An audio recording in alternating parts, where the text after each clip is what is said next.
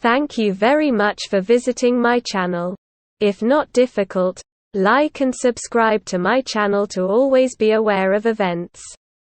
Thank you very much for visiting my channel. If not difficult, like and subscribe to my channel to always be aware of events. Russian reservists were today warned they will suffer horribly in Ukraine following Vladimir Putin's mobilization order.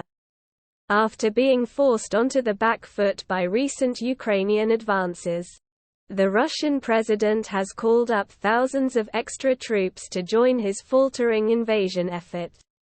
Speaking in the House of Commons this afternoon, Armed Forces Minister James Happy described how rattled Mr. Putin's action was an acknowledgement of Russia's failure. The partial mobilization, which applies to 300,000 military reservists, has forced the Kremlin to conduct a brutal crackdown of protests against the move in Russian cities.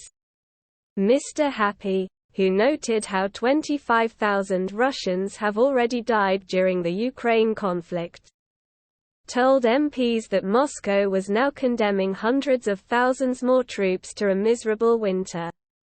Russian conscripts are going to suffer horribly for the Kremlin's hubris, the minister added.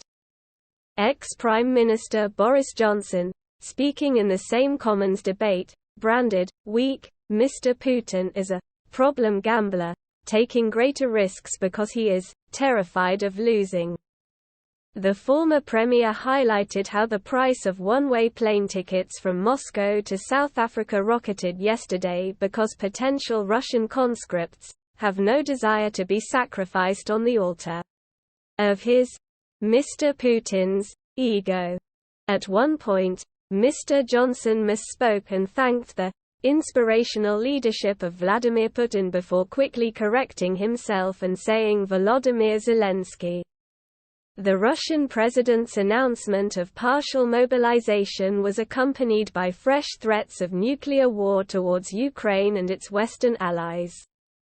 But Mr. Happy today dismissed Mr. Putin's saber-rattling as the act of a desperate man who knows this is not going his way.